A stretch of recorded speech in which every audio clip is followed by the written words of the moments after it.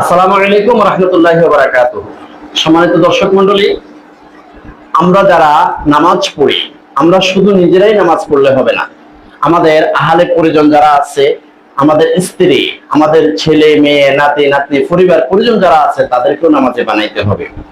আমরা যদি শুধু নিজেরাই নামাজ পড়ি আর যদি আহলে পরিজনদেরকে যদি নামাজ পড়ার জন্য যদি তাগাদা না দিই, তাদেরকে যদি শাসন না করি নামাজের জন্য, তাহলে আমাদের উপায় নাই, আমাদের বাঁচার উপায় নাই। এই জন্য আল্লাহ রাব্বুল আলামিন বলেন, ইয়া আইয়ুহাল্লাযীনা আমানু কু আনফুসাকুম ওয়া আহলিকুম নারা ওয়াকুদুহান নাস ওয়াল হিজারাতু আলাইহা মালাইকাতুন গিলাযুন শিদাদুল লা ইয়াসুনাল্লাহা মা আমারাহুম ওয়া ইয়াফআলুনা মা ইউমারুন। সূরা তাহরিমের 6 নম্বর আয়াত। আল্লাহ রাব্বুল আলামিন বলেন, ইয়া আইয়ুহাল্লাযীনা আমানু, হে ঈমানদার বান্দারা, কু আনফুসাকুম ওয়া আহলিকুম নারা, তোমরা নিজেরাও জাহান্নামের আগুন থেকে বাঁচো, তোমাদের আহলে পরিজনদেরকেও, পরিবার পরিজনদেরকেও জাহান্নামের আগুন থেকে বাঁচাও। অর্থাৎ তোমরা নিজেরাও নামাজ পড়ো, নিজেরাও পর্দা অনুযায়ী চলো, তোমাদের পরিবার পরিজনদেরকেও নামাজি বানাও, তাদেরকেও পর্দা অনুযায়ী চালানোর ব্যবস্থা করো। ওয়াকুদুহান নাস ওয়াল হিজারাতু, আর যদি তোমরা নিজেরাও জাহান্নামের আগুন থেকে না বাঁচো, তোমাদের পরিবার পরিজনদেরকেও যদি জাহান্নামের আগুন থেকে বাঁচানোর জন্য যদি তোমরা চেষ্টা না করো, তাহলে জেনে রাখো তোমাদের সবাইকে জাহান্নামের মধ্যে পড়তে হবে। আর এমন জাহান্নামের মধ্যে পড়ানো হবে যে জাহান্নামের ইন্ধন হবে মানুষ এবং পাথর। ওয়াকুদুহান নাসু ওয়াল হিজারাতু, জাহান্নামের ইন্ধন হবে মানুষ এবং পাথর। আলাইহা মালাইকাতুন গিলাযুন শিদাদুন, এমন জাহান্নামের মধ্যে প্রবেশ করানো হবে যে জাহান্নামের শাস্তি প্রয়োগ করার জন্য আল্লাহ পাক রব্বুল আলামিন এমন কিছু ফেরেশতা নিয়োগ করবে। ওই ফেরেশতারা হবে রূঢ় স্বভাবের, বদ মেজাজি, এমন ফেরেশতা নিয়োগ করা হবে। মালাইকাতুন গিলাযুন শিদাদুন, তারা খুব কঠিন হৃদয়ের হবে। লা ইয়াসুনাল্লাহা মা আমারাহুম ওয়া ইয়াফআলুনা মা ইউমারুন, আল্লাহ পাক রব্বুল আলামিন যাকে যেইভাবে শাস্তি দেওয়ার জন্য নির্দেশ দিয়েছেন, সেই ফেরেশতারা তাকে সেইভাবে শাস্তি প্রয়োগ করবে, একটু হেরফের করবে না। কারণ কি? জাহান্নামীরা যখন আত্মচিৎকার করবে, তখন এই আত্মচিৎকার ওই জাহান্নামের শাস্তিদাতা ফেরেশতারা শুনবে না, কারণ তারা থাকবে বধির।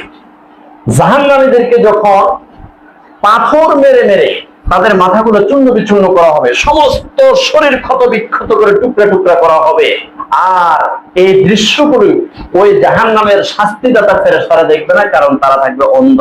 লা ইয়াসুনাল্লাহা মা আমারাহুম ওয়া ইয়াফআলুনা মা ইউমারুন, এই জাহান্নামের শাস্তিদাতা ফেরেশতাদেরকে আল্লাহ পাক রব্বুল আলামিন যেভাবে হুকুম দিয়েছেন, ঠিক সেইভাবে হুকুম অনুযায়ী তারা শাস্তি প্রয়োগ করবে। সম্মানিত দর্শক মণ্ডলী, আল্লাহ রাসূল সাল্লাল্লাহু আলাইহি ওয়াসাল্লাম বলেন, আল্লাহু ইলা জিবরাইল আলাইহিস সালাতু ওয়াস সালাম আনিকলিব মাদিনাতা কাযা ওয়া কাযা বি আহলিহা ক্বালা ইয়া রাব্বি ইন্না ফীহিম আবদাকা ফুলানান লাম ইয়াসিকা তারফাতা আইনিন ক্বালা ফাক্বালা ইকলিবহা আলাইহি ওয়া আলাইহিম ফা ইন্না ওয়াজহাহু লাম ইয়াতমাআর ফি সাআতি কত্তু। বাইহাকী শরীফের ৭৫৯৫ নম্বর জয়ীফ হাদিস। এই হাদিসে রাসূলুল্লাহ সাল্লাল্লাহু আলাইহি ওয়াসাল্লাম বলেন, আল্লাহু ইলা জিবরাইল আলাইহিস সালাতু ওয়াস সালাম আনিকলিব মাদিনাতা কাযা ওয়া কাযা বি আহলিহা। একদিন আল্লাহ পাক রব্বুল আলামিন জিবরাইল আলাইহিস সালাতু ওয়াস সালামকে নির্দেশ দিলেন, হে জিবরাইল আলাইহিস সালাম, যাও ওই দেশটাকে, ওই এলাকাটাকে তুমি ধ্বংস করে দাও। কিভাবে? তোমার তো ৬০০ পাকা আছে, যে কোনো একটা ফাঁকা ঢুকিয়ে দিয়ে তুমি ওই এলাকাটাকে, ওই দেশটাকে উপরে উঠাইবা, উপরে উঠাইয়া উফুল করে ফেলে পুরা দেশটাকে তুমি ধ্বংস করে দাও। ক্বালা ইয়া রাব্বি ইন্না ফীহিম আবদাকা ফুলানান লাম ইয়াসিকা তারফাতা আইনিন। জিবরাইল আলাইহিস সালাতু ওয়াস সালাম দেখে এসে আল্লাহ পাক রব্বুল আলামিনকে বললেন, আল্লাহ, ওই দেশে, ওই এলাকায় একজন আবেদ বান্দা আছে, যিনি সার্বক্ষণিক আপনার জিকির করে, সব সময় সে নামাজ রোজা আদায় করে, সে সব সময় ভালো কাজ করে, আপনার হুকুম লঙ্ঘন করে না। ইন্না ফীহিম আবদাকা ফুলানান লাম ইয়াসিকা তারফাতা আইনিন, এক মুহূর্ত আপনার আনুগত্য থেকে সে গাফেল হয় না, আপনার ইবাদত করে। ক্বালা ফাক্বালা ইকতিবহা আলাইহি ওয়া আলাইহিম, তখন আল্লাহ পাক রব্বুল আলামিন বললেন, হে জিবরাইল আলাইহিস সালাম, আমার আযাব ও গজব প্রথমে ওই আবেদ বান্দার উপরে, জাকিরিন বান্দার উপরে, নামাজি বান্দার উপরে তুমি আগে নিক্ষেপ করো, তাকে আগে ধ্বংস করো, তারপরে পুরো এলাকাটাকে ধ্বংস করে দাও। তখন জিবরাইল আলাইহিস সালাম বললেন, আল্লাহ কারণটা কি? তখন আল্লাহ পাক রব্বুল আলামিন বললেন, ফাইন্না ওয়াজহাহু লাম ইয়াতামাআর ফি সাআতি কত্তু। কারণটা হলো এই আবেদ বান্দা শুধু নিজে ইবাদত করেছে, তার পরিবার পরিজন সমাজবাসীকে ইবাদতগার বানানোর জন্য সে চেষ্টা করে নাই।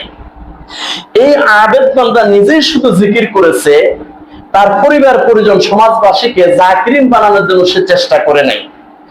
এই আবেদ বান্দা নিজেই শুধু নামাজ পড়েছে, তার স্ত্রী, তার ছেলে মেয়ে, নাতি নাতনি, পরিবার পরিজন সমাজবাসীকে নামাজি বানানোর জন্য সে চেষ্টা করে নাই। ফাইন্না ওয়াজহাহু লাম ইয়াতামাআর ফি সাআতি কত্তু। এমনকি সমাজের মধ্যে অসংখ্য জেনা ব্যভিচার চলেছিল, গান বাদ্য চলেছিল, সমাজের মধ্যে অসংখ্য আল্লাহর হুকুম লঙ্ঘন করা হয়েছিল, তার চেহারা পর্যন্ত মলিন হয় নাই। ফাইন্না ওয়াজহাহু লাম ইয়াতামাআর ফি সাআতি কত্তু। সে বাধা তো দেয় নাই, বরং তার চেহারাটা পর্যন্ত কখনো মলিন হয় নাই। এই জন্য আল্লাহ পাক রব্বুল আলামিন নির্দেশ দিয়েছেন যে ওয়ালা ফাকালা ইকলিবহা আলাইহি ওয়া আলাইহিম, প্রথমে ওই আবেদ বান্দাকে ধ্বংস করো, তার উপরে আমার আযাব ও গজব আগে নিক্ষেপ করো, পরে পুরো এলাকাটাকে ধ্বংস করে দাও। নাউযুবিল্লাহি মিন যালিক। এই জন্য আল্লাহ পাক রব্বুল আলামিন সূরা তাহরিমের 6 নম্বর আয়াতের মধ্যে বলেন, ইয়া আইয়ুহাল্লাযিনা আমানু কু আনফুসাকুম ওয়া আহলিকুম নারা। হে ঈমানদার বান্দারা, তোমরা নিজেরাও জাহান্নামের আগুন থেকে বাঁচো এবং তোমাদের আহলে পরিজনদেরকেও, সমাজবাসীকেও তোমরা জাহান্নামের আগুন থেকে বাঁচাও।